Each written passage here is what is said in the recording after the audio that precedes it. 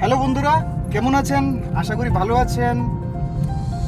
আজ দুপুরবেলা মৃগাঙ্ক আমার কাছে আসলো। আসার পর আমি ওকে বলছি চল একটু দূর থেকে ঘুরে আসা যাক। তাই প্ল্যান করলাম সাবরুম দিকে যাওয়ার জন্য। একটু লং জার্নি হবে। আমি আছি দীপ, আপনাদের সাথে। আপনারা আমার সাথে কানেক্টেড থাকুন।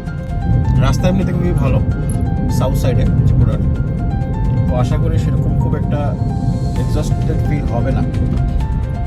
কালকে আমাদের কিছু কাজ আছে সাবরুমে, সেটাও একটা রিজন সাবরুম যাবার। তো আপনারা থাকুন আমাদের সঙ্গে। আগরতলা টু সাবরুম প্রায় 140 কিলোমিটার দূর, আর আমরা আশা করি পৌঁছে যাব 3.5 ঘন্টা। কিন্তু আমার বন্ধু মানে দ্বীপ যেভাবে চালাচ্ছে এত স্লো, তো আমার মনে হয় না আমরা 4 ঘন্টার আগে পৌঁছতে পারবো। আর এমনিতেও ও একটু আস্তেই চালায় সিকিউরিটির জন্য।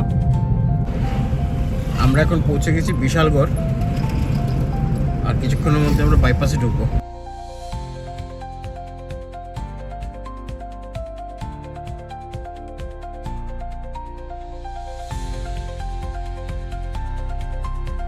এইমাত্র আমরা শান্তিবাজার ক্রস করলাম। ওটা পেরোনোর পর আমরা দেখছি অনুমান 5টার উপরে আছে। যাই হোক, এখন পৌঁছতে পৌঁছতে 2 ঘন্টার উপর হয়ে গেল এদিকে শান্তিবাজার পর্যন্ত। সামনে যেতে আরও অনেক সময় লাগবে। বন্ধুরা সাথে থাকুন।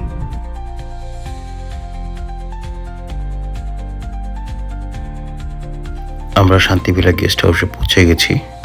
এটা সাবরুম হসপিটালের একদম কাছেই। আজকে আর ব্লগ করবো না, এনার্জি পাচ্ছি না, কাল দেখা হবে। সকালবেলার কাজকর্ম জাস্ট সারলাম, তাই মৈত্রী সেতুর দিকে আমরা যাচ্ছি। ওইখানে একটু দেখে আসবো ব্রিজটা কিরকম হয়েছে। আমরা বন্ধুরা অনেকক্ষণ ধরে মৈত্রী ব্রিজে ওঠার জন্য চেষ্টা করছি, কিন্তু দুর্ভাগ্যবশত রাস্তায় খুঁজে পাচ্ছি না কিভাবে উঠতে হবে। চারিদিকে ঘুরেফেরা করলাম, 2-3 কিলোমিটার ঘুরে ফেললাম, কিন্তু রাস্তা Turn left, then take the first left. দেখুন গুগল ম্যাপ এখন আমাদের ঘুরাচ্ছি। চেষ্টা করছি। অনেকটা ঘোরাঘুরি পর বন্ধুরা আমরা তো মৈত্রী সেতু খুঁজে পাইনি। এখন আমাদের অফিসের টাইমও হয়ে গেছে। একটা বন্ধু আসছে, ওর সাথে কিছু অফিসের জরুরি মিটিং আছে, ওইগুলি সেরে আমরা আবার অফিসের দিকেও যেতে হবে, অ্যাটেন্ড করতে হবে কাজে। যাই হোক, আমরা অফিসের কাজ সেরে দেখি আপনাদের সাথে আবার আসতে পারি কি। অফিসের কাজ সেরে আমরা সোজা এসে পড়েছি সাবরুম রেলওয়ে স্টেশন আমাদের বন্ধুকে ছাড়ার জন্য। আজকের জন্য আমাদের কাজ শেষ।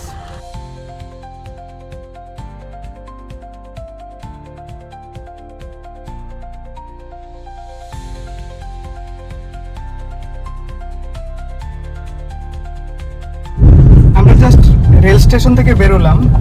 এখন আমরা যাচ্ছি কিছুটা খাওয়া দাওয়া করার জন্য। এখানে একটা রেস্টুরেন্ট শুনলাম, চুমকি, ওটাতে নাকি দুপুরবেলার খাওয়া মানে ভাত খুব ভালো পাওয়া যায়।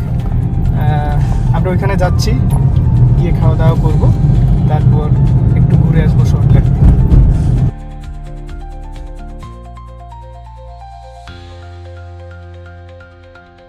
আমরা এসে পড়েছি চুমকি হোটেল অ্যান্ড গেস্ট হাউসে। আমরা ওইখানে যাচ্ছি, দেখা যাক কি খাবার পাওয়া যায়।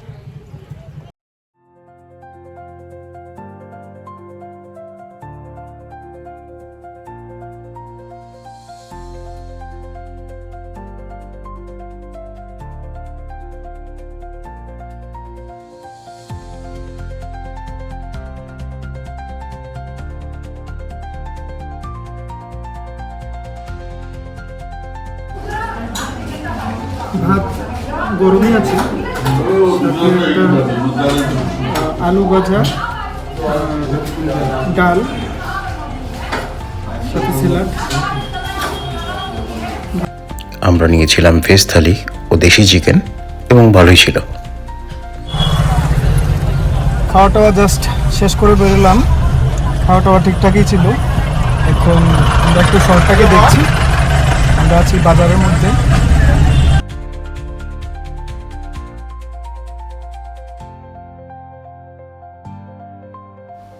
স্থানীয় মানুষদের জিজ্ঞেস করে আমরা আবার রওনা দিলাম মৈত্রী ব্রিজের উদ্দেশ্যে।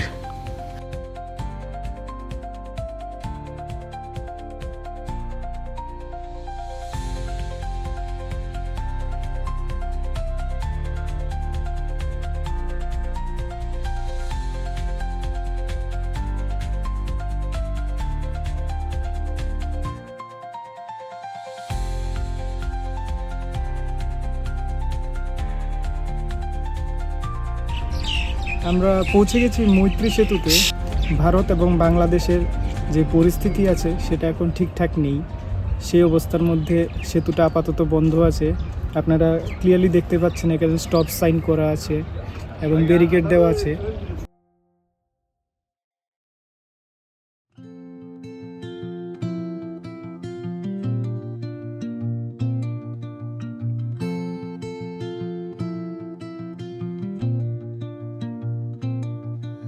Under the boughs where the shadows play, the wind hums songs at the break of day. এখানে যাওয়ার জন্য দুটো রাস্তা আছে, একটা তো সিঁড়ি বেয়ে যাওয়া যায়, আরেকটা হচ্ছে যেখানে গাড়ি নিয়ে যাওয়া যায়। কিন্তু বাংলাদেশ ইন্ডিয়ার যে সম্পর্কটা এখন ঠিকঠাক নেই, তাই ওই রাস্তাটা বন্ধ করে দিয়েছে ওরা। এই মৈত্রী সেতুটা আমাদের ভারতের সাথে বাংলাদেশের চিটাগংয়ের সম্পর্ক তৈরি করেছে। সেতুটা 2015 সালে তৈরি শুরু হয় এবং শেষ হয় 2019 সালে। সেটা ফেনী নদীর উপর নির্মিত হয়েছে। এই মৈত্রী সেতুটার ফলে আমাদের ভারতের সাথে বাংলাদেশের বাণিজ্যিক সম্পর্ক অনেকটা ভালো হবে যদি এটা চালু হয়। এখন যেহেতু সম্পর্ক খারাপ, ভবিষ্যতে যদি ওটা চালু হয় তাহলে আমাদের বাণিজ্যিক সম্পর্কটা অনেক মজবুত হবে। সারাদিন কাজকর্ম এবং ঘোরাফেরার পর আমরা একটু ক্লান্ত হয়ে গেছি। এখন আমরা ফিরছি হোটেলে, সেখানে গিয়ে একটু বিশ্রাম করব।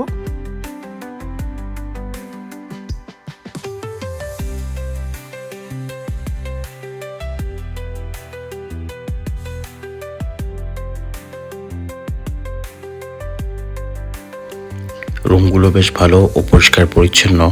আমরা রাতের ডিনারটা চুমকি হোটেল থেকেই অর্ডার করে দিয়েছি।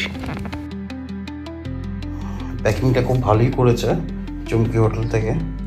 এখনও ভাতগুলো গরম আছে, প্রায় 2 ঘন্টা হয়ে গেছে। তো এখন আমরা খেয়ে নেব। দেখিয়ে দিচ্ছি শুটকির চাটনি, মাছ, কাতলা মাছ, এখানে হচ্ছে আলু ভাজা আর এটা ডাল। কাল সকালে আবার দেখা হচ্ছে আপনাদের সাথে। আজকের জন্য গুড নাইট। বেলা 8:30 বাজে। আমাদের ব্রেকফাস্ট এসে করলো, চার সাথে বিস্কিট। এগুলি খেয়ে দিয়ে আমরা আমাদের কাজে বেরোবো। তারপর সেরে এসে এখানে ড্রেস চেঞ্জ করে আমরা আবার আগরতলার দিকে রওনা হবো। আজকে ফিরার দিন। আমরা বেরিয়ে পড়লাম সাবরুম থেকে, এবার যাওয়ার পালা। কিন্তু যে রাস্তায় আসলাম কিছু মানুষের সাথে আমার কথা হয়, তারা আমাকে জানায় এদিকে নাকি একটা প্যাগোডা, বুদ্ধদের কিছু একটা মন্দির আছে বংকুলের দিকে। ওইদিকে আমি এখন যাচ্ছি একটা সরু রাস্তা দিয়ে,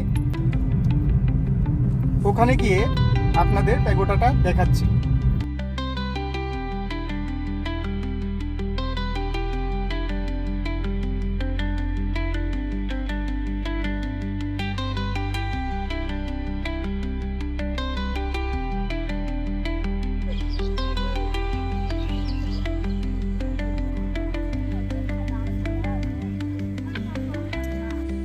আমরা পৌঁছে গেছি মনোবকুল বুদ্ধ মন্দিরের কাছাকাছি।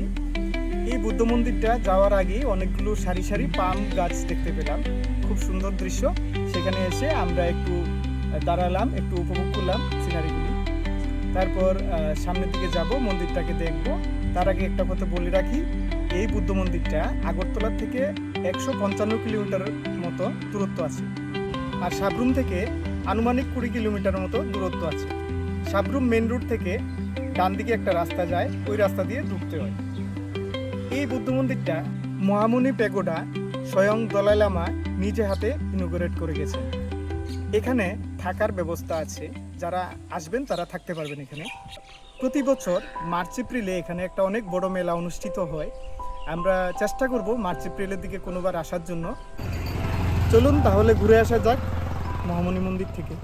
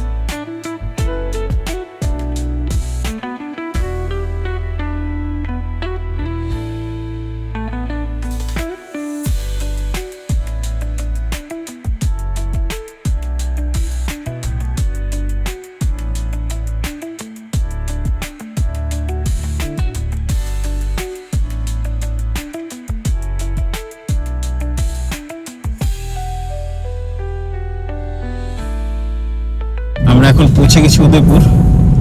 আগরতলা পৌঁছাতে আরও 56 কিলোমিটার, প্রায় 1-1.5 ঘন্টার মতো লাগবে।